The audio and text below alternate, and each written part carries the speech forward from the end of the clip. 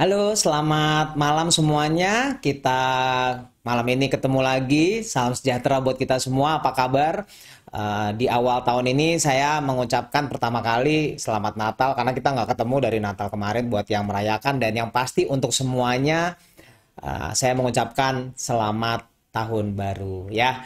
Kita ketemu lagi di tahun yang baru ini di tahun 2022 ya. Nggak nyangka ya. Perasaan baru aja semuanya tahun 2021 udah lewat. Dan jangan sangka tahun 2002 ini juga 2022 ini nggak secepat itu. Kita merasa bahwa masih awal tahun kok. Masih banyak hal-hal yang kita mau lakuin. Tahu-tahu nanti udah tahun 2023 ya. Jadi eh, jalannya semua serba cepat, makanya dari awal tahun ini kita mulai lagi. Ingat, selalu saya ingatkan bahwa mau tahun yang baru, mau terus baru, ilmu juga terus baru. Jadi tetap semangat belajar. Terima kasih yang udah join. Hari ini kita akan belajar suatu topik yang banyak ditanya tapi nggak pernah dibahas nih, ya kan? Nggak pernah dibahas. Semua tahu nih anak kebutuhan khusus, semua tahu tentang imunisasi.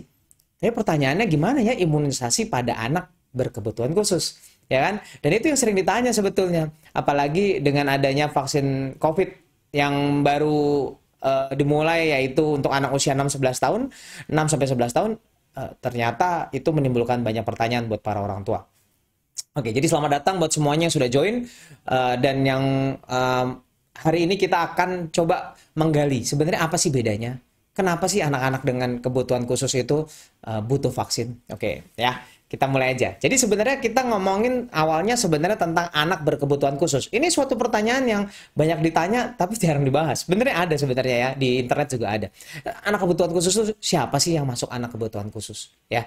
Anak kebutuhan khusus adalah anak yang mengalami keterbatasan atau ada yang menyebut dengan keluarbiasaan. Jadi sesuatu yang luar biasa, tidak biasa, baik fisik, mental, intelektual, sosial, maupun emosional yang berpengaruh secara signifikan dalam proses pertumbuhan atau perkembangan dibandingkan dengan anak-anak lain seusianya. Ya, jadi sebenarnya anak yang dengan kebutuhan khusus adalah anak yang mengalami keterbatasan baik secara fisik, mental, sosial, emosional pada masa pertumbuhan, masa perkembangan, dan itu akan mengganggu secara signifikan. Dan itu terjadi, gangguannya memang terjadi pada anak-anak yang mengalami masalah-masalah ini saja ya. Nah, berdasarkan peraturan pemerintah, jadi pada peraturan Menteri Pendidikan dan Kebudayaan Republik Indonesia tahun 2014 pernah ada kurikulum tentang pendidikan anak berkebutuhan khusus. Nah, yang termasuk anak berkebutuhan khusus siapa aja sih sebetulnya ya. Nah, anak berkebutuhan khusus di dalam panduan itu yang masuk adalah tunanetra, jadi anak yang nggak bisa melihat. Tunanetra nggak bisa lihat total ya. Yang termasuk dalam tunanetra ternyata banyak. Ada yang nggak bisa ngelihatnya full, ada yang nggak bisa ngelihat, ada yang masih bisa lihat tapi berbayang, ada yang cahaya masih bisa lihat cahaya, dan itu sebenarnya tingkatan dari kebutaan. Ada yang kebutaannya berat, nggak bisa lihat sama sekali, bahkan cahaya pun nggak bisa lihat. Ada yang masih bisa lihat, ada yang masih bisa lihat pada jarak tertentu.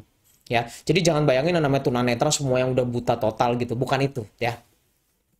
Kemudian tunarungu ya, tunarungu anak yang nggak bisa mendengar. Itu juga sama, ada yang dibilang ringan, sedang, berat gitu ya. Dan itu semua tergantung pada saat pengecekan. Jadi untuk tahunya itu ya jelas dengan cek pendengaran. Kalau dicek pendengaran nanti ketahuan itu desibel dengarnya berapa ya. Ada yang 20, di bawah 20 normal, di bawah 20 desibel kita dengar itu normal. 20 sampai 30 desibel itu ringan, 30 sampai 40 desibel sedang. Kalau yang berat memang nggak dengar sama sekali. Jadi makanya suka ada yang anak gangguan pendengaran, terus kalau dibilang nih kayaknya ada gangguan pendengaran deh, orang tuanya nggak percaya. Karena dia bilang, "Dok, tapi kalau ada suara bajai dia kaget." Ya iya, karena suara bajai berapa desibel, ya kan? Jadi kalau tulinya yang ringan, dia dengar, ya, dia dengar. Karena nggak dengarnya cuma pada nada-nada tertentu atau pada desibel tertentu. Kalau tunawicara ya pasti yang gangguan bicara ya. Tunawicara banyak. Tunawicara dari yang terlambat bicara sebenarnya sampai ya, jadi jangan bayangin nggak ngomong sama sekali ya. Ternyata dalam keterlambatan berbicara termasuk tunawicara. Tunagrahita yang orang suka bilang, oh IQ-nya di bawah normal, IQ-nya di bawah 70. Betul ada tingkatannya juga, ya. Tunadaksa tuh anak yang memang mengalami gangguan dalam gerakan, ya. Misalnya contohnya cerebral palsy, anaknya jadi yang kaku-kaku itu, anak yang mengalami kelumpuhan sejak lahir, misalnya spinal muscular atrophy, itu semuanya anak kebutuhan khusus. Tunalaras, ini belum pernah dengar kan tunalaras. Tunalaras adalah anak yang tidak bisa menyelaraskan sosial dan emosionalnya dengan anak usianya. Misalnya di kelas tiba-tiba dia marah-marah, selalu melawan perintah dari gurunya di kelas. Ada. Kan itu memang ada gangguan secara psikiatrik yang memang anaknya akan selalu melakukan hal yang diperintahkan. Disuruh taruh buku, nggak ditaruh. Disuruh di dalam kelas, malah keluar kelas gitu. Ada ya, itu suatu gangguan psikiatrik. Nah, itu. Terus kemudian autis, itu juga anak dengan kebutuhan khusus ya. Autis kita udah pernah bahas, yang mengalami gangguan sosial, dan komunikasi sosial, dan perilaku serta minat yang repetitif dan diulang-ulang. Dan nah itu contoh-contoh anak yang mengalami yang sering disebut dengan anak kebutuhan khusus. Jadi kita udah tahu. By the way, di dalam panduan itu ternyata masuk loh anak kesulitan belajar. Jadi anak yang kesulitan belajar, saya udah pernah bahas dulu, mungkin nanti kapan-kapan kita bahas lagi. Anak yang dengan kesulitan belajar, tapi bukan IQ-nya yang jelek ya. Anak yang kesulitan belajar, misalnya disgrafia, diskalkulia, disleksia, itu ternyata juga anak kebutuhan khusus. Kayak saya disgrafia, tulisnya jelek, kalau baca kesulitan gitu ya. Nah itu salah satu yang berarti kebutuhan khusus dong ya saya. Gitu. Ya, jadi orang nggak nyangka ya, kok bisa sih disgrafia? Iya tulisan saya jelek, suka salah sampai sekarang. Makanya saya lebih senang ngetik.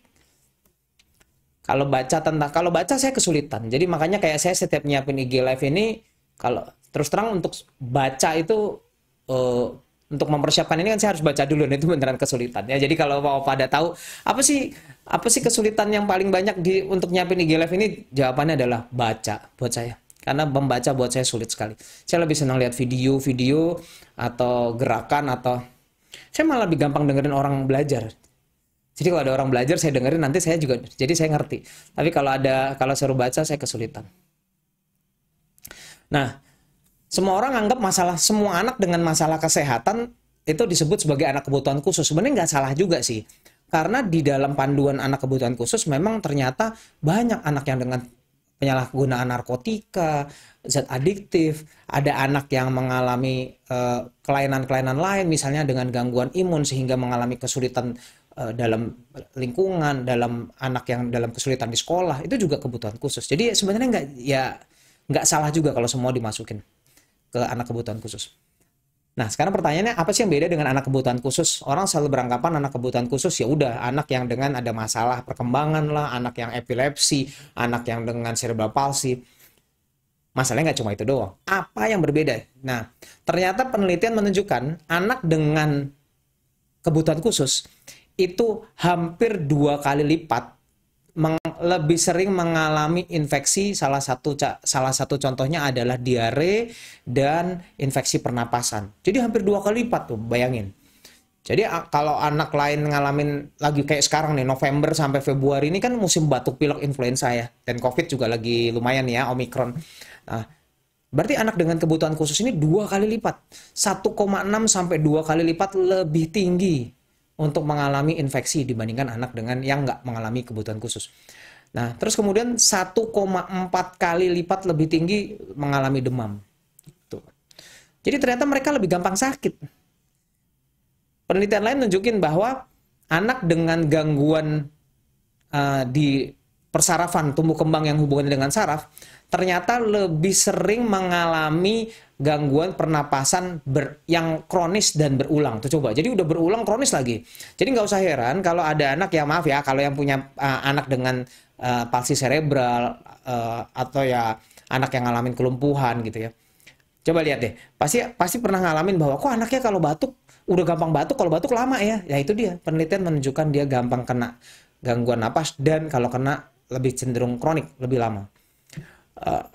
Dan kemudian infeksi pernapasan ini ternyata mempengaruhi kualitas hidup dan ini yang masalah, mengganggu harapan hidup. Jadi mengurangi, mempengaruhi kualitas hidup dan harapan hidup. Jadi artinya angka kesakitan dan angka kematian lebih tinggi pada anak yang kebutuhan khusus. Jadi mesti dimengerti bahwa ternyata betul anak yang cerebral palsy, ternyata memang angka harapan hidupnya lebih rendah karena mereka gampang kena infeksi. Nah, ada hal-hal yang lebih gampang terjadi pada anak yang memang mengalami kelumpuhan, ya. Jadi yang motoriknya terganggu, ternyata lebih mudah mengalami kesedak, ya, tersedak, lebih sering mengalami kesulitan dalam batuk tuh. Batuknya susah, jadi mau batuknya susah. Terus kemudian lebih sering terjadi sumbatan jalan napas. Jadi hubungannya saluran napas semua ya kebanyakan ya. Tapi anak-anak dengan kebutuhan khusus yang terutama hubungannya dengan motorik memang lebih sering mengalami radang paru dan tersedak. Dan kadang bergabung. Udah kesedak akhirnya jadi radang paru. Nah, itu dia. Nah, kalau kita ngelihat angka kesakitan dan angka kematiannya lebih tinggi, makanya orang justru terbalik nih. Kebanyakan orang berpikir, aduh saya takut anak saya udah ada kebutuhan khusus, anak saya maaf ya, ada yang anak saya, dok ini anak saya autis, saya nggak vaksin deh gitu. Justru terbalik. Justru anak-anak dengan kebutuhan khusus sangat butuh pencegahan. Dan salah satu pencegahannya adalah imunisasi. Sebenarnya apa aja sih pencegahan yang bisa dilakukan? Ya nomor satu ngatasin penyebabnya dong. Penyebabnya apa? Penyebabnya diatasi. Kedua, memperbaiki kualitas hidup. Kualitas hidup tadi ya tadi dengan di fisioterapi, dengan dilatih. Kalau ada yang kaku ya di fisioterapi. Kalau ada gangguannya pelajaran misalnya kayak tadi, ya ayo dong dibantu dilatih. Nah, mencegah masalah dari luar misalnya seperti tertelan benda asing, keracunan, itu sering terjadi loh pada anak kebutuhan khusus. Pada anak yang dengan tunagrahita ya IQ-nya kurang, itu dia nggak ngerti kan minum minuman yang berbahaya gitu ya, minum minuman yang berbahaya, dia bisa-bisa aja dia minum, bisa minum tiba-tiba Baygon gitu ya, kok merek sorry, minum obat nyamuk maaf ya, ntar dipotong, ntar dikat. Jadi minum obat nyamuk gitu ya, itu kan mereka nggak ngerti gitu ya. Jangan kan anak kebutuhan khusus lah, saya waktu kecil aja saya pernah minum minyak tanah kok. Pernah minum minyak tanah sampai dibawa masuk rumah sakit sama bapak saya. Jadi pada dasarnya kita anak yang kecil aja udah rentan untuk mengalami hal begitu, apalagi dengan anak kebutuhan khusus yang nggak mengerti tentang banyak hal. Dan kita cara mencegah berikutnya adalah mencegah kesakitan dengan imunisasi. Ya, jadi imunisasi justru sangat penting dan sangat dianjurkan pada anak yang berkebutuhan khusus. Jadi nomor satu dari malam ini yang saya mau tekankan adalah jangan terbalik. Jangan anak dengan kebutuhan khusus malah tidak divaksin, karena mereka lah justru yang sangat harus divaksin. Ya, nomor satu malam ini keynote-nya adalah itu, harus imunisasi. Oke, sekarang pertanyaan yang berikutnya, ada bedanya nggak? Ya kan? Bedanya apa? Kenapa hari ini harus sampai dibawa khusus sih? Ada ini. Oke, secara prinsip sama. Itu keynote kedua. Secara prinsip hampir semua anak dengan kebutuhan khusus itu ternyata vaksinnya sama persis, nggak ada bedanya. Jadi nggak ada perbedaan antara anak yang autis, CP dengan anak yang nggak mengalami apa-apa, anak yang tidak kebutuhan khusus. Vaksinnya sama semua, caranya sama semua, bagaimana jadwal vaksinnya sama. Jadwal vaksin tinggal lihat di internet. Jadwal vaksin IDAI 2021 ada juga, ya.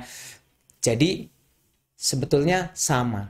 Nah, kecuali ada kecualinya, jadi dibalik ya, semuanya sama kecuali, jadi jangan dibalik, bukannya malah semuanya nggak sama, bukan, semuanya sama kecuali ada kecuali. Nah, kecualinya pada kelompok khusus. Nomor satu, anak yang memang mengalami gangguan imun. Gangguan imun apa sih? Gangguan imun banyak, contoh AIDS tuh ya, AIDS, HIV gitu ya, HIV, AIDS, anak yang dengan leukemia, anak yang dengan lagi kemoterapi, itu anak dengan gangguan imun. Gangguan imun ada yang primer, jadi aslinya memang dari lahir memang nggak bisa membentuk imun, dan ada gangguan imun sekunder yang disebabkan karena hal lain. Primer tuh artinya ya memang dari awal udah gangguan imun. Kalau sekunder artinya dia artinya dia karena hal lain terus dia jadi gangguan imun. Nah, sekarang kalau yang imun primer, kalau gangguan, pada dasarnya semua anak dengan gangguan imun baik primer maupun sekunder, anaknya memang tidak bisa dapat vaksin yang hidup. Nanti saya akan bahas vaksin hidup apa aja sih. Nah, tapi gini, ada gangguan imun yang primer yang memang kelainan bawaan dari lahir sudah begitu. Nah, pada dasarnya dia nggak boleh dapat vaksin yang hidup.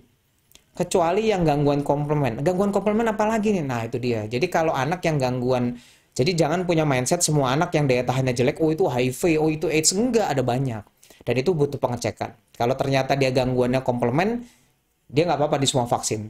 Tapi kalau dia gangguan imun primernya, misalnya kayak namanya ada ataksia telangiectasia, terus kemudian ada X-linked gamma globulinemia, namanya susah banget belibet-libet.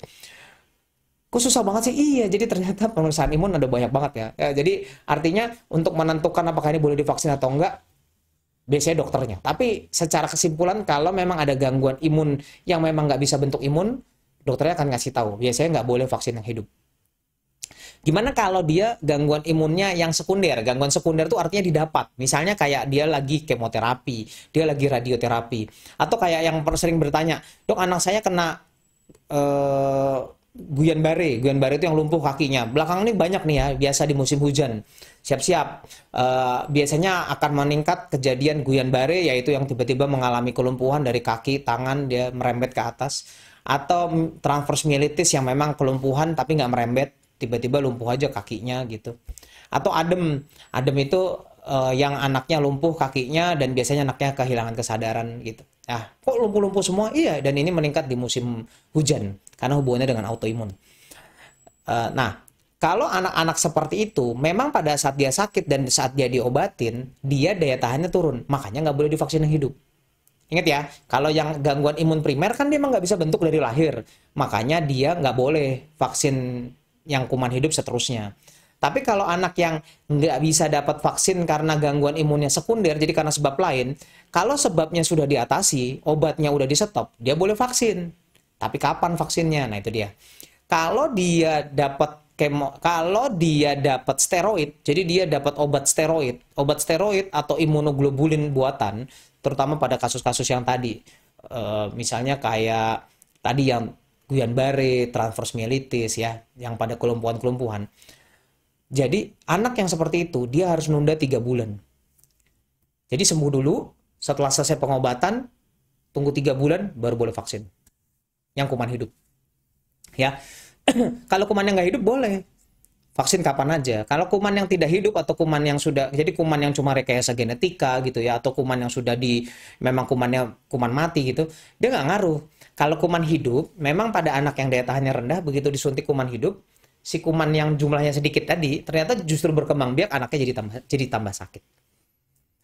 Nah, sekarang kita coba lihat kuman hidup apa aja. Nah, ini yang nggak perlu diingat buat dokter juga, buat kita dokter anak, buat dokter umum, buat orang tua, bahwa ada vaksin-vaksin hidup yang memang tidak dianjurkan pada anak yang daya tahannya rendah. Tapi untuk menentukan boleh nggak, tetap dokternya loh. Jangan orang tuanya berandai-andai, anak saya lemah, nggak usah deh divaksin. Bukan begitu. Ya, menentukan lemah atau tidak, boleh atau tidak, itu dokter, bukan orang tua. Jadi kalau misalnya bawa ke dokter, saya pengen vaksin ini, terus dokternya bilang, oh ini memang masih ada sakit ini, masih minum obat ini, berarti ini nggak boleh, gitu caranya. Ya. Nah, vaksin hidup apa aja?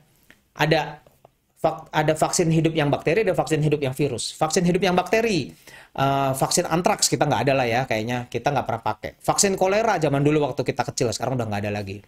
Vaksin tipes, nah itu dia. Jadi vaksin tipes adalah salah satu vaksin hidup yang biasanya kita nggak berikan kalau dia lagi memang ada gangguan imun. Vaksin TBC, BCG itu juga nggak diberikan ya. Jadi ada untuk bakteri ada BCG dan tipes yang kita nggak berikan kalau memang imunnya masih rendah. Nah pada kasus yang vaksin virus, kalau vaksin virus banyak nih. Vaksin virus tuh Japanese encephalitis yang virus tuh ya, vaksin virus Japanese encephalitis, vaksin campak, vaksin MMR. Kalau yang virus-virus hampir semua kuman hidup nih. Vaksin polio yang minum ya. Polio minum. Rotavirus. Cacar air tuh ya. Jadi ada di vaksin yang kita ada cukup banyak vaksin yang kuman hidup nih. Ada vaksin Japanese encephalitis. Japanese encephalitis itu yang radang otak tuh ya. Terus kemudian vaksin campak, vaksin MMR, vaksin polio minum. Kemudian vaksin rotavirus yang diminum tuh untuk mencegah diare, vaksin cacar air, ya. Nah, itu adalah vaksin-vaksin kuman hidup yang kita nggak berikan kalau memang daya tahannya rendah. Vaksin influenza gimana? Vaksin influenza itu memang kuman hidup, itu memang virus, tapi sudah dilemahkan, tidak aktif sehingga nggak apa-apa malahan ya. Orang suka takut vaksin influenza, takutnya nggak boleh, ternyata malah boleh. Ya, jadi ternyata semuanya boleh, kecuali anak kebutuhan khusus yang memang terbukti imunnya rendah. Jadi kalau anaknya epilepsi boleh vaksin nggak? Tetap vaksin. Anaknya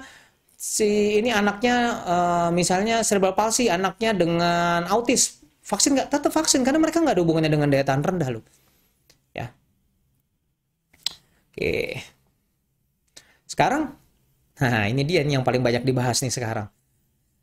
Bagaimana dengan vaksin COVID? Ya kan? Terus vaksin COVID gimana? Ini kan baru nih, 6 sampai 11 tahun. Kemarin udah ribut-ribut ya, waktu pertama umur 12 18 ya 12 17 sudah pada nanya semua tuh ya. Sekarang yang 6 sampai 11.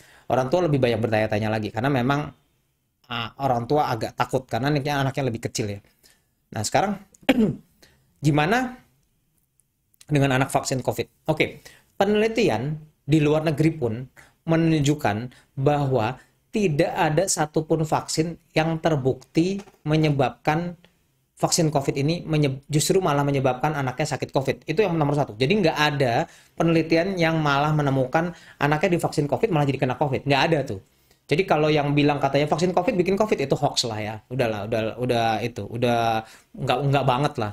Karena justru dengan vaksin COVID memberikan daya tahan terhadap COVID. Ingat, jadi vaksin COVID nggak bikin COVID. Kedua, vaksin COVID ternyata tidak terbukti memperparah gangguan apapun. Jadi buat yang epilepsi nggak tambah parah. Buat yang ngalamin kebutuhan khusus apapun lah, yang hiperaktif segala macam nggak tambah parah. Ya. Nah, anak dengan komorbid, anak dengan CP, anak yang dengan kebutuhan khusus ini, ternyata, kan tadi kan kita bahas di awal bahwa lebih tinggi kan resikonya untuk kena sakit. Ternyata lebih tinggi juga resikonya untuk kena COVID. Dan sama juga begitu kena COVID, ternyata resiko untuk mengalami COVID berat bahkan menyebabkan kematian lebih tinggi. Jadi anak dengan kebutuhan khusus justru kita minta, ayo dong vaksin COVID. Jadi jangan malah takut. Kemarin ada yang minta surat untuk tidak vaksin, saya nggak kasih. Karena justru vaksin. Saya nggak bisa ngeluarin surat untuk tidak vaksin. Karena secara teori malah dianjurkan vaksin. Bukan nggak boleh vaksin. Nah, memang kalau habis kena, ada note sedikit ya di rekomendasi IDAI, bahwa kalau anaknya udah kena COVID, perlu vaksin lagi nggak? Jadi anak kebutuhan khusus kan tadi gampang kena COVID. Kalau udah kena COVID perlu vaksin lagi nggak? Jawabannya tetap perlu. Tapi kalau dia udah kena COVID-nya waktu itu kena COVID-nya berat, ya. Kalau kena COVID-nya berat, sebaiknya tunda 3 bulan baru boleh vaksin. Kalau kena COVID-nya ringan atau sedang, yang ringan-ringan aja, batuk pilek gitu ya, atau OTG, boleh tunda 1 bulan. Ya, tunda 1 bulan baru boleh vaksin COVID. Jadi anak kebutuhan khusus malah harus vaksin COVID. Kalau udah pernah kena, kalau berat tunda 3 bulan, kalau ringan sedang tunda 1 bulan. Nah, ada beberapa not khusus pada anak yang punya kebutuhan khusus ya. Ada not khusus dan itu semua ada di rekomendasi. Mudah-mudahan kalau lihat Instagramnya IDAI juga ada sebetulnya ya. Notnya adalah gini. Perlu penentuan dari dokter dan sebaiknya dilakukan di rumah sakit bila ya. Jadi dilakukan di rumah sakit dan perlu keputusan dokter bila memang ada keadaan di bawah ini dan memang resiko dan ternyata keuntungannya lebih tinggi dibandingkan kerugiannya. Jadi misalnya gini, bukan keuntungan secara duit ya, bukan keuntungan secara duit. Misalnya anaknya memang ada penyakit kronis. Kita tahu kalau disuntik ya nggak ada resiko untuk terjadi sesuatu sih, tapi mungkin aja memang secara penelitian bisa nggak sih terjadi tambah parah penyakitnya? Harusnya enggak. Tapi memang pada anak-anak yang penyakit kronis dan belum teratasi, sebaiknya konsultasi ke dokter dan bila memang kalau kita bilang, oh ini mungkin kena COVID lebih tinggi nih, lebih baik tetap suntik. Lebih baik tetap disuntik walaupun anaknya belum terkontrol. Nah itu kata-katanya dari IDAI gitu ya. Jadi pada anak-anak keadaan tertentu, ternyata butuh keputusan dari dokternya, dan harus menimbang-nimbang bahwa keuntungannya lebih besar daripada kemungkinan efek samping yang timbul. Nah, misalnya sebenarnya paling gampang begini deh contohnya deh. Contohnya ya. Kalau anaknya kejang demam. Nah, kejang demam. Kejang demam vaksin nggak? Dok, ini tiap suntik demam kejang dia. Oke, suntik nggak? Nah, itu perlu penentuan dokter. Ya, karena dia sekarang kalau menurut saya sebagai dokter saraf anak, suntik. Kenapa? Resiko kena COVID terus dia meninggal lebih tinggi dibandingkan bahaya yang timbul karena kejang demam. Kan saya udah pernah bahas, kejang demam nggak bahaya, kejang demam nggak bikin meninggal, kejang demam nggak bikin cacat, kejang demam nggak bikin gangguan IQ, ya kan? Kan kejang demam nggak bahaya, tapi kalau kena COVID dia bahaya, bisa meninggal. Kejang demam nggak bisa meninggal, makanya kita akan bilang eh tetap vaksin. Nanti orang tuanya biasanya kan bergen, nawar. Tapi kalau dia kejang gimana dok? Kalau dia demam kejang, kejang demam tidak berbahaya, akan lebih berbahaya kalau dia nggak divaksin, terus habis itu dia kena COVID. Nah, gitu contohnya. Nah, ada beberapa yang harus ditimbang-timbang sehingga perlu perhatian, perlu pertimbangan khusus dan sebaiknya dilakukan di rumah sakit. Nomor satu, kalau memang tadi ada gangguan imun ya. Jadi kalau memang ada gangguan imun terbukti selama ini sedang dalam pengobatan gangguan imun atau ada penyakit autoimun yang tidak terkontrol, misalnya lupus gitu ya, itu kan penyakit autoimun. Ada penyakit autoimun yang tidak terkontrol, sebaiknya bicarakan ke dokternya. Dan kalaupun memang disuntik, sebaiknya dilakukan di rumah sakit. Anak kanker yang mengalami kemoterapi atau radioterapi itu. Jadi kalau kemoterapi boleh nggak? Sebetulnya boleh, tapi ada hitung-hitungannya. Jadi dokternya nanti yang nimbang. Biasanya dia ada penilaian terhadap imunitasnya. Misalnya contoh, anak yang dengan leukemi. Anak dengan leukemi ternyata bisa tuh kalau dia sudah dalam fase pemeliharaan. Kalau dalam fase yang masih obatnya banyak nggak boleh. Tapi kalau udah dalam pemeliharaan boleh, ya. Misalnya dia penyakit autoimun, terus udah terkontrol, boleh, ya. Tadi, jadi anak yang masih defisiensi imun, ada autoimun nggak terkontrol, sebaiknya bicarakan dulu. Kanker yang masih kemoterapi, radioterapi, bicarakan dulu. Bukan berarti nggak boleh loh, ya. Anak yang lagi demam 37,5 atau lebih, bicarakan dulu. Biasanya sih dokter rata-rata akan menunda, ya, karena ya demamnya kenapa dulu? Kalau demamnya karena COVID gimana disuntik COVID? Ntar kita yang dituduh lagi gara-gara vaksin COVID jadi kena COVID. Padahal sebenarnya demamnya udah COVID duluan. Ya, jadi sebaiknya biasanya dokter menunda. Penyakit kronik atau kelainan kongenital yang belum terkendali. Nah ini misalnya penyakit kronik atau kelainan kongenital yang belum terkendali, misalnya epilepsi. Epilepsi belum terkendali. Ya, biasanya kita asma kronik, asmanya terus-terusan, belum terkendali. Sebaiknya bicarakan dulu sama dokternya. Kalau udah terkendali sih nggak apa-apa, pasti boleh. Ya, tapi kalau dia nggak terkendali, masih epilepsi tiap hari, masih dia kejangnya tiap hari, masih dia sesek tiap hari, bicarain dulu. Biasanya sih kita akan lebih senang untuk mengurangi dulu, baru suntik. Diabetes mellitus belum terkendali itu juga bicarain dulu sama dokternya. Memang bukan berarti nggak boleh, tapi biasanya diperbaiki dulu. Ya, ada pasien dengan transplantasi hati dan ginjal, sebaiknya juga dinilai ulang dulu. Tuh, reaksi alergi berat seperti sesak napas, biduran. Tuh. Jadi kalau udah pernah biduran banyak gitu, dinilai dulu. Jangan lagi biduran-biduran disuntik ya. Kita nilai dulu, udah membaik belum? Kalau kondisi udah membaik, kita vaksin. Tapi sebaiknya di rumah sakit. Ya. Nah, yang nggak boleh beneran nih, yang nggak boleh beneran, bener-bener nggak boleh. Yang nggak boleh itu cuma beberapa sebenarnya. Nomor satu, kalau memang dia ada riwayat alergi terhadap komponen vaksin. Jadi kalau habis divaksin, terus tiba-tiba dia alergi, ya nanti yang vaksin keduanya nggak boleh. Ya. Kemudian ini yang sering ditanya, Guillain-Barré, myelitis transversa, adem tadi yang kita bahas ya, yang tiba-tiba ada kelumpuhan. Nggak boleh, itu rekomendasi dari IDAI bilang nggak boleh. Ada tapinya. Tapinya kalau masih sakit. Kalau udah diobatin, udah sembuh ya boleh. Ya. Jadi dikatakan boleh ikut vaksin kalau memang Guillain-Barré, myelitis transversa, dan ademnya sudah sembuh. Kalau sudah sembuh, terus kemudian udah ini ya, sudah sembuh dan sudah obatnya udah selesai, boleh vaksin. Biasanya sama kayak yang tadi sebelumnya, kalau memang dia udah sempat pakai imunoglobulin segala macam atau steroid, biasanya ditunda 3 bulan. Ya, tunda 3 bulan. Tuh, sedang mendapatkan pengobatan imunosupresan tadi yang steroid. Ya, kalau lagi dapat obat nggak boleh. Kalau udah selesai, tunggu 3 bulan boleh. Dalam 7 hari terakhir dirawat di rumah sakit karena mengalami kegawatan seperti sesak, kejang, tidak sadar, berdebar-debar, perdarahan, hipertensi, atau tremor berat. Yang begitu ya udah sabar dulu lah. Sembuh dulu baru nanti vaksin. Tuh dia ya. Jadi itu adalah kita ngomongin tentang vaksin COVID. Jadi sebenarnya kayak vaksin COVID boleh nggak? Tuh, boleh pada anak kebutuhan khusus. Tapi memang harus dibicarakan sama dokternya karena ada beberapa yang memang nggak boleh. Ya, ada beberapa yang nggak boleh, tapi sebagian besar boleh, nggak ada bedanya. Ya, saya ada beberapa pertanyaan yang udah masuk sebetulnya, tapi ya kita bahas. Coba kita bahas dulu yang ada di sini ya, pertanyaan-pertanyaan yang masuk di Instagram langsung. Jadi ini pertanyaannya malah ada gangguan ya. Anak saya udah 6 tahun tapi belum bisa baca. Dan seperti anaknya usia 3 tahun. Ya ayo dong diperiksakan. Pada dasarnya tes IQ. Kalau IQ-nya kurang gimana? Berarti tunagrahita gitu ya. Ya itu sebenarnya cuma apa ya? Cuma istilah lah sebetulnya ya. Ada yang bilang tunagrahita, ada yang bilang retardasi mental, ada yang bilang maaf ya, ada yang suka bilang idiot segala macam tuh udah dihilangin tuh kata-kata begitu ya. Sekarang kalau IQ-nya rendah kita kalau secara kedokteran istilahnya disabilitas intelektual. Tapi bukan kita sebenarnya itu suatu terminologi yang sama dengan retardasi mental. Cuma istilah aja ya. Kita lebih perhalus sehingga nggak apa ya, kata-katanya tidak mengganggu secara didengar orang. Oke. Ini pertanyaannya, anak yang punya penyakit asma boleh nggak dok divaksin? Oke, kayak tadi, asma adalah suatu penyakit kronis. Kalau sudah terkontrol pasti boleh. Ingat ya, kalau sudah terkontrol pasti boleh.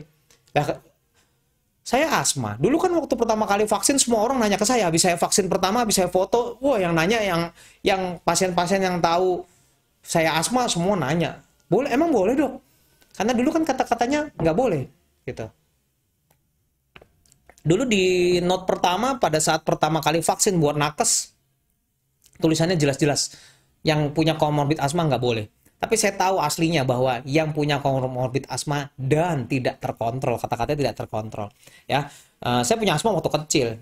Terus habis itu belakangan udah nggak pernah kambuh, udah ada kali lebih dari 2 tahun kali ya nggak pernah kambuh. Ya, ya nggak apa-apa, nggak usah takut. Bener divaksin juga nggak ada apa-apa.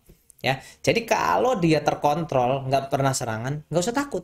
Jadi kalau cuma punya asma, oke. Okay. Tapi kalau masih asmanya persisten, tiap hari masih asma, tiap hari masih sesek, ya ayo dong diberesin dulu lah asmanya. Itu termasuk yang tadi, yang perlu pertimbangan dokter dan kalaupun dilakukan di rumah sakit. Ya. Jadi bukan nggak boleh, tapi perlu pemantauan. Tapi kalau udah bagus nggak usah. Dok, kalau anak tumbuh kembangnya telat apa dikatakan berkebutuhan khusus, dok? Yes, dimasukkan kebutuhan khusus. Karena kan termasuk yang gangguan motorik, segala macam termasuk itu. Hipotonia sentral, itu termasuk kebutuhan khusus. Jadi, tapi ingat vaksinnya nggak ada bedanya ya. Dok, jika anak udah dewasa, usia remaja, ini udah dewasa apa remaja? Dok, jika anak udah dewasa, usia remaja. Kalau udah dewasa ya sebenarnya bukan bidang saya lagi, tapi kalau remaja tapi tumbuh kembangnya telat, apa yang harus dilakukan? Prinsipnya sederhana ya, anak kebutuhan khusus ini intinya di awal tadi kita udah bilang bahwa semuanya harus di kita membuat anak ini bisa memiliki kualitas hidup yang lebih baik. Ya, kualitas hidupnya lebih baik. Jadi dia artinya bisa mengurus dirinya sendiri, dia nggak gampang sakit. Itu kan tujuan utamanya. Dok, anak GDD kebutuhan khusus nggak? Iya. Anak GDD kebutuhan khusus. Dan kita mesti hati-hati, anak GDD sebagian akan berlanjut di kemudian hari menjadi disabilitas intelektual, alias yang IQ-nya kurang. Jadi hati-hati ya. Makanya orang suka pada stres kalau dibilang anaknya cerebral palsy. Wow, stres. Saya tahu kalau stres ya wajar. Tapi cerebral palsy adalah suatu suatu hal yang masalahnya udah lewat. Ingat, saya kalau ngomong cerebral palsy suatu gangguan motorik yang disebabkan oleh masalah yang masalahnya udah lewat. Masalahnya udah lewat, gejala sisanya gangguan motorik. Karena masalahnya udah lewat, gejalanya selalu membaik. Gitu. Itu cerebral palsy. Jadi jangan stres dulu. CP selalu membaik. Beda dengan GDD. Global Developmental Delay sebagian nggak membaik ya, karena konsepnya dia memang otaknya perkembangannya nggak baik semua, sehingga bisa sampai besar pun tidak membaik dan di kemudian hari bisa jadi retardasi mental. Kenapa anak epilepsi tumbuh kembangnya telat? Jawabannya karena anak epilepsi prinsipnya sederhana sih. By the way, ntar dulu, ini perlu diluruskan, nggak semua epilepsi tumbuh kembangnya telat loh, jangan salah dulu ya. Gini, epilepsi ada dua hal. Ada epilepsi yang memang disebabkan karena kerusakan di otaknya rusak gitu ya. Otaknya rusak terus dia koslet lah ibaratnya, akhirnya dia kejang, epilepsi. Nah, karena memang otaknya rusak, makanya tumbuh kembangnya telat. Jadi otaknya mengalami kerusakan sehingga tumbuh kembangnya telat dan mengalami epilepsi. Gitu dong ya. Jadi kenapa anak epilepsi tumbuh kembangnya telat? Ya jawabannya karena otaknya ngalamin kerusakan. Tapi itu kan kalau kerusakannya luas. Sekarang ada epilepsi yang jinak. Epilepsi yang jinak kan ada tuh ya, kayak Rolandic segala macam ya, occipital yang suka dibilang namanya Panetopolos gitu. Namanya susah-susah amat ya. Ngapalinnya susah. Tapi basicnya dokternya akan bilang kok kalau epilepsi yang jinak EEG-nya biasanya bagus-bagus aja. Anaknya perkembangannya normal-normal aja gitu. Ada epilepsi jinak. Dan itu biasanya suka sembuh sendiri. Nah, jadi banyak anak yang dengan epilepsi yang jinak ini ternyata tumbuh kembangnya baik. Normal, nggak mengganggu tumbuh kembangnya. Pinter mah pinter aja. Ya, jadi jangan sampai berprinsip epilepsi tumbuh kembangnya pasti nggak normal. Nggak juga. Dok, anak dengan steroid jangka panjang kapan boleh vaksin? Kalau masih minum steroid jangka panjang, memang mesti dibicarain dulu. Ya, biasanya sih akan ditunda sih, karena kalau dia minum steroid jangka panjang daya tahannya turun. Makanya biasanya kalau udah minum steroid jangka panjang, biasanya dia kalau udah selesai nih, minum obat steroid jangka panjang, selesai, nah 3 bulan kemudian baru boleh. Sebenarnya ada yang bilang 1 bulan, ada yang bilang 3 bulan, ada yang bilang 6 bulan. Sebagian besar dokter menganut 3 bulan. Tapi kalau kira-kira pemakaiannya jangka panjang yang lama banget, ada yang nganjurin 6 bulan. Kalau yang cuma kayak misalnya kayak transverse myelitis kan 6 minggu tuh ya, 4 sampai 6 minggu, kita biasanya 3 bulan. Kalau yang cuma 2 minggu kan itu jangka panjang juga sebenarnya 2 minggu. Sebenarnya boleh 1 bulan, tapi ya itu harus dibicarakan ke dokternya. Tapi jadi nggak bisa langsung, harus ada waktu. Ada waktu untuk ini ya. Ada waktu untuk membuat imunnya baik lagi dulu baru boleh vaksin. Karena sebenarnya kalau divaksin yang hidup, kelemahannya kuman hidupnya akan jadi jahat, atau kemungkinan yang kedua, hasil vaksinnya jadi kurang baik, karena imunnya masih kurang baik. Dok, anakku suspek epilepsi, tapi aku nggak berani imunisasi. Apakah boleh diimunisasi walaupun terlambat? Yes, ini pertanyaan yang bagus banget. Terima kasih. Siapa namanya nih? Vera Novelina 2111. Ini 2111. Ulang tahunnya 2 Januari 2011. Hah? 2011? Umurnya baru 10 tahun, nggak ada yang bercanda. Jadi, pada anak yang dengan suspek epilepsi, imunisasi tetap harus jalan.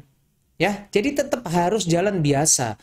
Apakah kalau terlambat harus dikejar? Yes, jawabannya harus dikejar. Nggak ada kata-kata tunda-tunda. Nah, ini yang sering jadi pertanyaan.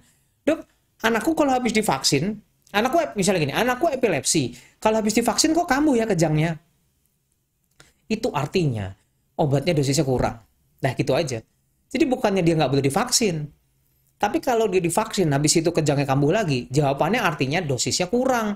Karena harusnya dosis obat epilepsinya, harusnya kalau dosisnya udah bagus, udah cukup, mau dia vaksin kek, mau dia sakit kek, dia nggak bakal kambuh kejangnya.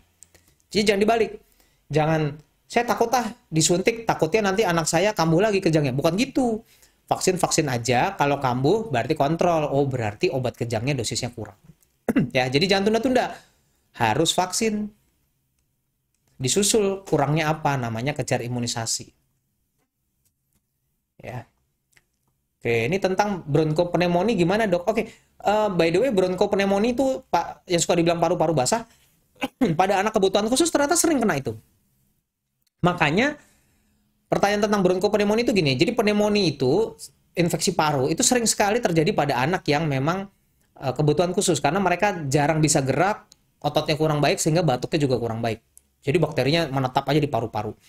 Ya, itu ada vaksinnya. Vaksinnya yang HIB, PCV, pneumokokus tuh. Ya, jadi justru malah jangan sampai menghindar dari vaksin-vaksin yang begitu.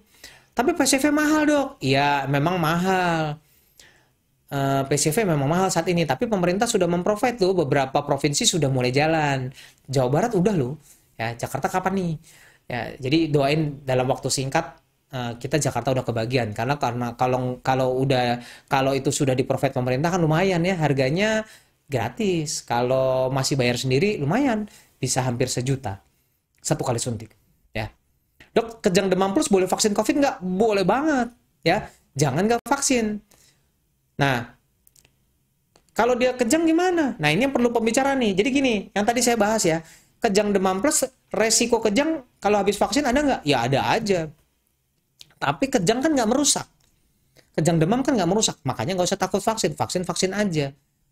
Nanti kalau kejang gimana? Ya harus sedia diazepam yang dari pantat supaya kalau kejang nggak terlalu lama. Tapi kan belum tentu itu kan, belum tentu muncul. Itu dia. Tadi yang kita bahas harus ditimbang-timbang. Makanya kita bilang kalau memang punya kejang demam atau kejang demam plus, vaksin gimana? Tetap vaksin. Tapi kita sediain diazepam yang dari pantat kalau kejangnya kambuh, dan secepat mungkin begitu demamnya mulai naik langsung minum obat demam, gak usah tunggu-tunggu. Kan dia udah punya riwayat kejang demam. Jadi kita udah siap-siap nih. Ya walaupun kejang demam nggak bahaya, kita juga nggak mau lah anaknya kejang-kejang, kan kasihan juga. Jadi kita udah siap diazepam supaya dia nggak, kalau kejang cuma sebentar, dan udah siap obat demam. Apakah boleh diberikan lebih dulu? Sebenarnya nggak harus. Tapi begitu dia suhunya naik di 38 udah langsung minum obat demamnya. Boleh nggak kalau 37,5? Ya kita excuse, kadang-kadang kita bolehin lah ya. Kalau memang riwayat kejang demamnya suhunya rendah di 38. Dok, kalau anak riwayat ensefalitis tapi sudah sembuh boleh vaksin COVID nggak? Boleh. Ya, jadi karena pokoknya setiap dia infeksi di otak, mau dia ini selama masih sakit nggak boleh.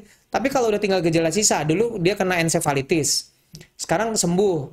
Kok sekarang masih kaku-kaku dok, jadi cerebral palsy? Tetap boleh vaksin. Kan ensefalitisnya udah selesai. Jadi kalau masih ensefalitis nggak boleh. Vaksin COVID umumnya brand apa dok? Sampai sekarang kan yang masih di-approve yang diberikan oleh pemerintah itu ya, Sinovac ya. Bisa vaksin di dokter langsung, atau dia harus di sentra vaksin dengan surat pengantar dari dokter. Pada anak yang keadaan khusus tadi, biasanya di sentra vaksin yang di rumah sakit, karena ada sentra vaksin yang di rumah sakit. Tapi nggak disuntik di praktek dokter anak, itu enggak. Biasanya ada tempat khusus untuk vaksin COVID. Yang nyuntik dokter juga, dokter umum biasanya ada beberapa yang dokter anak yang nyuntik. Tapi prinsipnya di rumah sakit, sehingga kalau ada apa-apa, rumah sakit udah siap. Ya, kan lebih lengkap alatnya dibandingin sentra vaksin. Jadi kalau memang kalau memang ada tadi ya, ada yang perlu pemantauan, dilakukan di sentra vaksin yang di rumah sakit. Biasanya kalau memang saya tahu ada beberapa yang akan minta surat dari dokter yang merawatnya. Nah, itu yang biasanya nanti harus datang ke dokter yang merawat, nanti ada surat layak vaksin namanya. Dok, anak saya umur 6 tahun kok masih kena step, yaitu namanya kejang demam plus ya. Kejang demam di atas umur 5 tahun namanya kejang demam plus. Sebagian hilang umur 10 tahun, sebagian hilang di 12 tahun, sebagian lagi akan berlanjut jadi epilepsi. Itu butuh pemeriksaan agak lebih panjang. Dok, anak saya imunisasi IPV ketinggalan gimana? Sekarang anak saya umur 2 tahun, apakah nanti keganggu kesehatannya? Ini IPV ya, IPV itu polio suntik loh. Polio suntik sebenarnya lebih baik, tapi ya udah kalau udah lewat juga nggak apa-apa sih, ya. Kan udah suntik, udah polio tetes yang penting. Kalau IPD itu pneumokokus, nah itu masih boleh 2 tahun boleh. Dok, kalau anak epilepsi sudah tuntas minum obat 2 tahun lebih, jadi sekarang tidak minum obat lagi dan ada HD disleksia, bisa divaksin? Bisa. Sebenarnya anak seperti ini juga nggak harus surat loh. Ada ADHD, disleksia, dulu dia di epilepsi, minum 2 tahun udah sembuh. Sebenarnya nggak perlu surat, sebenarnya boleh vaksin langsung, tapi banyak yang takut kan, kalau betul butuh surat, ya sudah, nanti kita buatkan surat. Biasanya ke dokter yang merawat sebelumnya. Misalnya, memang ada, waktu itu yang pegang dokter saraf anak, ya dokter saraf anaknya yang suruh minta minta bikinin suratnya.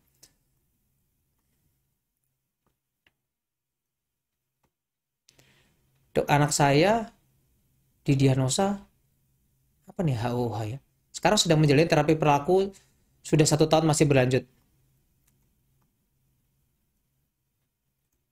Wah, ini masih di itu ya, apa sih HOH? Oh, GPPH. Salah ketik. Saya bingung tuh.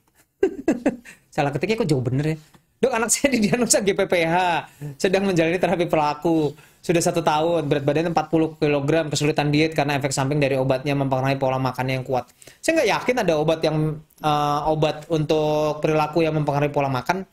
Tapi itu kalau bener dia sampai obesitas, ya ayo dong itu dong ya dibicarain. Kalau memang obat punya efek samping yang mengganggu, obesitas tuh mengganggu loh. Ya udah dong. Obatnya diganti, di stop gitu ya. Dok, apa sih indikasi supaya anak sampai steroid jangka panjang? Banyak. Steroid jangka panjang tuh banyak. Misalnya pada kemoterapi, pada anak yang kelainan autoimun tuh steroid jangka panjang. Ya. Dok, anak saya epilepsi usia 7 tahun. Vaksin COVID ini tersedia di rumah sakit atau sentra vaksin di lingkungan rumah? Sebenarnya tersedia di mana aja.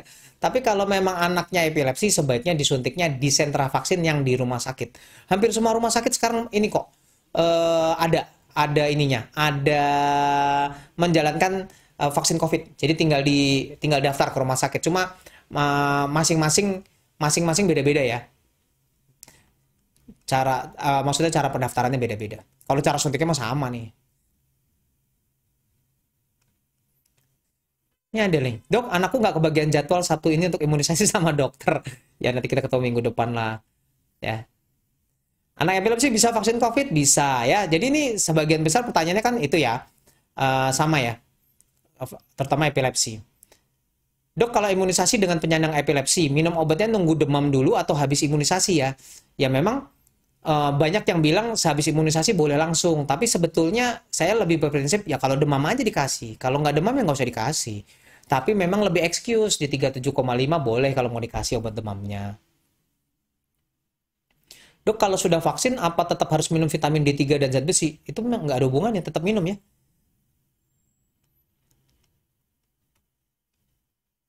Oke, sekarang pertanyaan yang paling bagus nih. Sebenarnya saya ada daftar pertanyaan yang udah dicatat ya. Dok, anak yang kebutuhan khusus boleh vaksin yang kombinasi nggak? Nah, ini yang suka pada nanya nih. Anaknya, kan kita suka vaksin kombinasi ya, vaksinnya yang satu suntikan isinya banyak dan kiri kanan lagi suntiknya. Boleh nggak? Jawabannya boleh.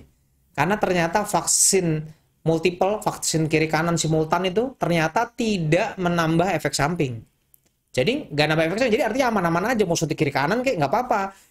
Ya, kecuali memang terbukti pas disuntik dua, wah demamnya lebih tinggi jadi lebih gampang kejang. Ya sudahlah, kita suntik satu-satu.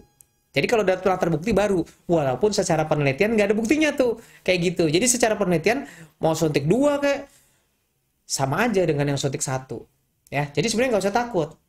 Apakah kalau suntiknya banyak akan membebani sistem imun anaknya? Enggak. Karena ternyata sistem imun kita bisa mengenali mau dikenalin mau berapa banyak pun bisa. Ya, jadi tidak membebani. Ya. Nah, terus oke, ini ada pertanyaan yang bagus. Dok, anak saya dulu pernah mengalami kejang setelah vaksin DPT. Nah, ini salah satu yang penting nih. Anak mengalami kejang setelah vaksin DPT. Jadi memang secara teori kejang karena vaksin DPT itu ada. Ya. Nih, kejang pada vaksin DPT ternyata terjadi pada 1 dari 14.000 anak. Artinya juarangnya banget ya. Jadi sebenarnya nggak usah takut. Kalau Anda takut bahwa, tapi katanya kalau disuntik DPT bisa kejang loh. Iya, secara teori ada. Tapi nggak usah takut, kejadiannya kan jarang. 1/14.000.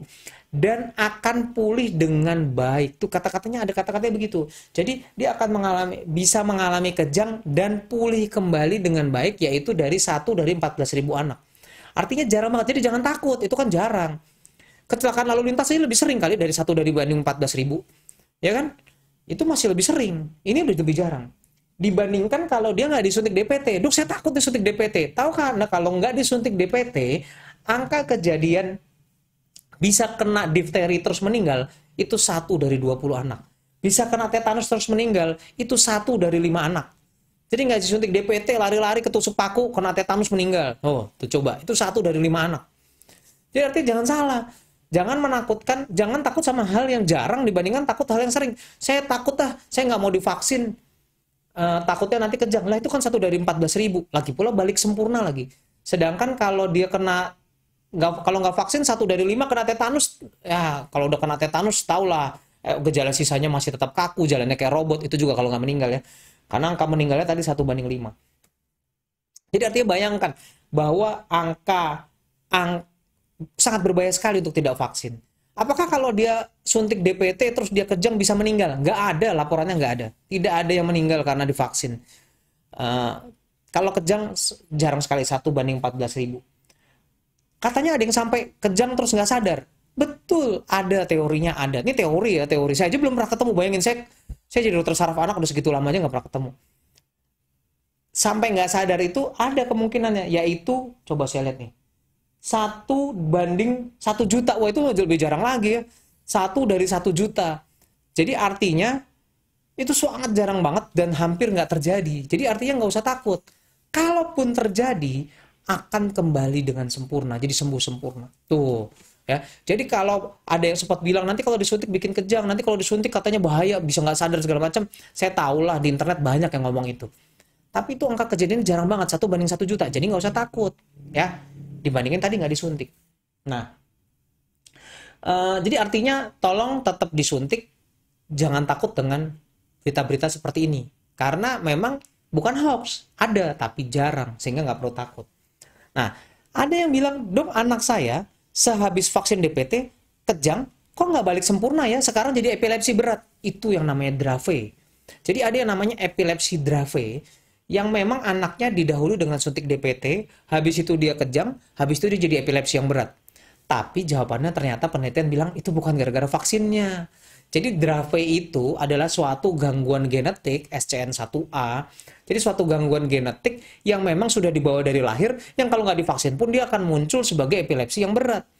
Ya, jadi sebenarnya bakal muncul. Memang munculnya rata-rata ada sebagian, bukan kebanyakan, sebagian yang sehabis vaksin DPT terus dia muncul. Tapi sebenarnya setelah diteliti ternyata ibaratnya kayak kebetulan aja, karena tanpa divaksin pun si Dravet suatu saat akan muncul jadi epilepsi yang berat. Ya, jadi jangan salah. Jadi jangan sampai bilang gara-gara divaksin. Saya punya kasusnya soalnya satu. Habis vaksin dia nggak mau vaksin lagi. Habis vaksin sekarang jadi epilepsi yang berat. Terus habis itu dia nggak mau vaksin. Sebenarnya tidak tepat. Karena tanpa dia pun divaksin, dia akan jadi tuh si Dravet-nya. Nah, terus kalau gitu tetap divaksin nggak? Sebaiknya tetap divaksin. Karena dengan dia epilepsi, dia jadi anak kebutuhan khusus yang gampang sakit. Jadi tetap divaksin. Tapi kita bilang, sebaiknya kalau mau suntik DPT, sebaiknya suntiknya pakai yang aseluler, yang mahal maksudnya. Ya, karena memang lebih rendah kemungkinan menyebabkan kejangnya. Tuh gitu ya. Jadi jangan terus jadi nggak vaksin, tetap vaksin. Ya, jadi kalau ada yang bilang vaksin bikin kejang, secara teori ada, tapi ternyata kayak yang tadi Dravet bakatnya memang sudah ada, bukan karena vaksinnya. Ya, sekarang yang paling ngetop ya katanya anaknya habis suntik jadi autis. Kalau memang anaknya bakat autis, nggak usah disuntik pun autisnya akan muncul. Kebetulan aja autis munculnya rata-rata jelasnya di umur 18 bulan, sehingga tertuduhnya vaksin MMR di umur 15 bulan. Tapi penelitian yang baik sudah menunjukkan, membuktikan bahwa nggak ada hubungannya vaksin MMR dengan autis. Artinya nggak usah takut ya. Jadi kalau yang punya anak autis, suntik nggak? Vaksin nggak? Vaksin. Kalau ada yang bilang, saya takut autisnya tambah berat. Nggak akan begitu ya. Jadi tidak ada bukti yang menunjukkan bahwa anak divaksin autis, vaksin COVID, terus habis itu autis jadi berat, nggak ada. Ya, itu semua udah diteliti banyak kok. Nggak ada vaksin yang bisa memperburuk kondisi anak yang dengan kebutuhan khususnya tadi, termasuk vaksin COVID. Anak yang dengan misalnya kayak cerebral palsy nggak jadi tambah parah. Yang epilepsi, ada yang bilang nanti epilepsi parah. Enggak. Vaksin ini sudah diteliti bahwa vaksin COVID pun tidak memperparah kejangnya. Jadi kalau tiba-tiba kok kejangnya ini ya, jadi agak banyak. Sebenarnya kebetulan aja. Tapi kita memang bilang agak ada precaution ya. Kalau memang ada anak-anak yang kebutuhan khusus mau divaksin, misalnya anaknya tadi asma berat, akhirnya boleh vaksin. Oh, epilepsi, lumayan lah ini udah 2 minggu nggak kejang. Boleh vaksin nggak? Boleh. Tapi tolong malam tidurnya yang baik. Pagi bangun makan pagi dulu. Suntik, pulang suntik tidur. Jangan main kemana-mana, jangan keluyuran. Ya, istirahat dulu di rumah. Ya, nggak usah sekolah hari itu. Tujuannya biar dia nggak kecapean, terus nanti akhirnya kambuh. Karena kadang-kadang nunggu vaksin capek, dia duduk nungguin, ngantrinya panjang ya. Jadi istirahat dengan baik. Ada beberapa keadaan yang harus dipersiapkan pada anak-anak dengan kebutuhan khusus ini. Ya, bukan nggak divaksin, tapi dipersiapkan dengan lebih baik. Oke. Tadi ada pertanyaan yang baru masuk.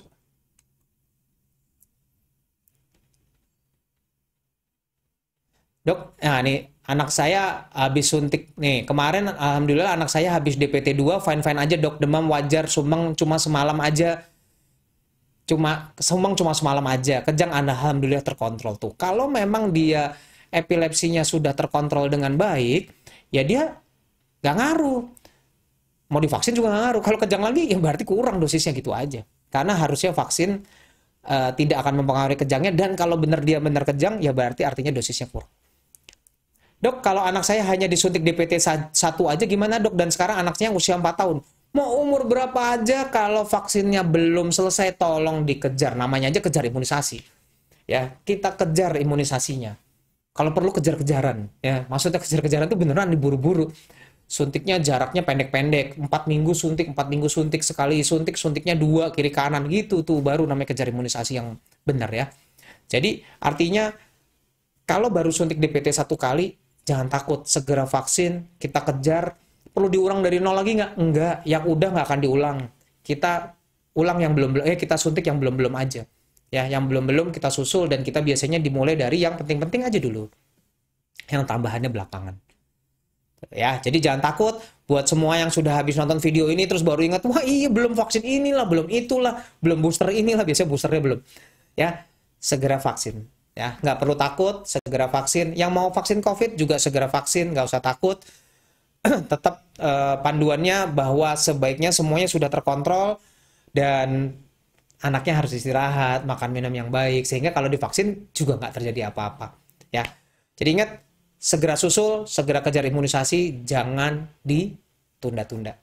Karena vaksin tidak berbahaya dan justru malah sangat dianjurkan pada anak yang kebutuhan khusus. Tuh ya. Oke, wow, kita waktunya udah habis. Jadi, oke, kita cukup dulu untuk Instagram Live hari ini. Ya. Jadi keynote yang kita bisa pakai hari ini adalah anak dengan kebutuhan khusus. Apa tadi nomor 1, bahwa mereka ternyata justru malah yang lebih butuh sebenarnya divaksin. Jangan malah ditunda. Kedua, secara prinsip garis besar sama ternyata. Hanya anak yang dengan gangguan imun sajalah yang memang ada beberapa vaksin yang nggak boleh. Jadi cuma sebagian kecil yang nggak boleh. Ketiga, vaksin COVID ternyata juga sangat penting. Jadi sebaiknya harus disuntik. Ada keadaan-keadaan khusus yang nggak boleh, dan kalaupun boleh disuntik di rumah sakit. Tadi daftarnya udah saya sebutkan ya. Dan yang paling penting tadi pertanyaan yang bagus sekali yang kelima, yaitu kalau belum suntik gimana? Boleh disusul nggak? Karena selama ini saya belum suntik. Oke, kejar imunisasi segera dan jangan takut. Harusnya secara teori semuanya aman kok.